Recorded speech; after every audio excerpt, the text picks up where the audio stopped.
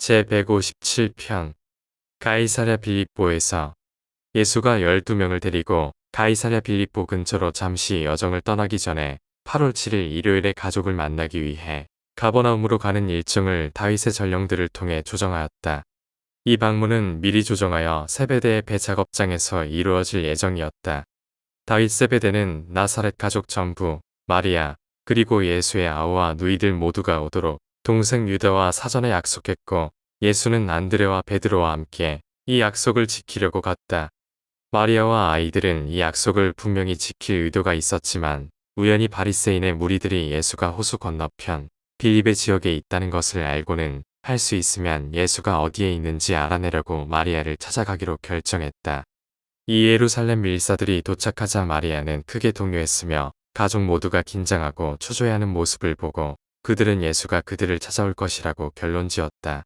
따라서 밀사들은 마리아의 집에서 진을 치고 증원부대를 부른 뒤에 예수가 도착하기를 끈기 있게 기다렸다. 말할 것도 없이 이것은 실질적으로 가족 중에 누구도 예수와 약속을 지키지 못하게 만들었다. 몇 번이나 낮에 유다와 룻은 예수에게 소식을 전하기 위해 바리새인들의 감시를 피하려 했지만 소용이 없었다.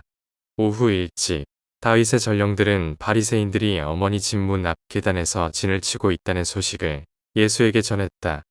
그래서 그는 가족을 방문하려는 시도를 하지 않았다. 그래서 또다시 누구의 잘못도 없이 예수와 땅에 있는 가족은 만나지 못했다. 1. 성전의 세리. 예수가 안드레, 베드로와 함께 배 작업장 근처 호숫가에 있을 때 성전의 세리가 다가와서 예수를 알아보고 베드로를 한쪽으로 불러서 말했다. 너의 주는 성전세를 내지 않느냐? 베드로는 예수가 자기 적들의 종교활동을 유지하는데 돈을 내야 한다는 제안의 분통을 터뜨리고 싶었지만 세금 징수관의 얼굴에 나타난 특이한 표정을 보고 예루살렘의 성전 예배를 지원하는데 관례대로 반세겔 내는 것을 거절하는 행위로 그들을 올가매는 것이 목적임을 바로 짐작했다. 따라서 베드로는 대답했다. 물론 주는 성전세를 내신다. 너는 문 옆에서 기다려라. 그러면 내가 세금을 가지고 돌아오겠다. 지금 베드로는 성급하게 말했다. 유다가 자금을 가지고 다녔고 그는 호수 건너편에 있었다. 베드로나 그의 형이나 예수도 돈을 가져오지 않았다. 바리새인들이 그들을 찾고 있음을 알았기 때문에 돈을 구하러 베세다로 쉽게 갈 수 없었다. 세리에 관하여 그리고 그에게 자기가 돈을 내기로 약속했다고 베드로가 예수께 말씀드리자 예수는 말했다. 내가 약속했으면 돈을 내야 한다. 그런데 어떻게 그 약속을 지키겠느냐? 다시 어부가 되어 약속을 지키려느냐? 그럼에도 베드로, 이런 상황에서 우리가 세금 내는 것이 옳다. 우리 태도 때문에 이 사람들이 성내지 않게 하자. 우리는 여기서 기다릴 터이니 너는 배를 타고 가서 물고기를 잡거라. 그 물고기를 저기 있는 시장에 팔아서 우리 셋의 세금을 그 세리에게 내도록 하라.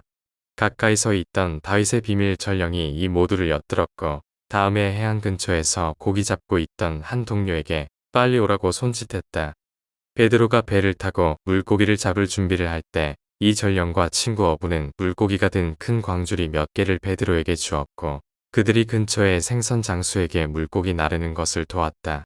그 상인은 잡은 물고기를 샀고 다윗의 전령이 보탠 것과 함께 세 사람의 성전 세금을 물기에 넉넉할 만큼 돈을 치렀다. 세리는 세금을 받았고 그들이 얼마 동안 갈릴리에서 자리를 비웠기 때문에 체납에 대한 처벌을 면제하고 그 세금을 받아들였다. 베드로가 입에 한 세겔을 물고 있는 한 물고기를 잡았다는 기록이 있는 것은 이상하지 않다. 그 당시에 물고기 입에서 보물을 찾았다는 이야기가 많이 전해졌고 거의 기적 같은 그런 이야기는 흔한 일이었다. 그래서 베드로가 배를 향해 떠나자 예수는 반농담으로 말했다. 왕의 아들들이 세금을 내다니 이상하구나. 보통은 궁전을 유지하려고 세금을 내는 것은 이방인이지만 그러나 우리는 권력자들에게 걸림돌이 되지 않도록 해야 한다. 그런 고로 가라. 아마도 세겔을 입에 문 물고기를 내가 잡을 것이다. 예수가 이렇게 말하고 나서 베드로가 어느 틈에 세금을 가지고 나타났으니까 마태복음 저자가 기록한 바와 같이 이 사건이 나중에 하나의 기적으로 불어난 것은 놀라운 일이 아니다. 안드레와 베드로와 함께 예수는 거의 해질 때까지 바닷가에서 기다렸다. 전령들은 마리아의 집이 아직도 감시받고 있다는 말을 전해왔다.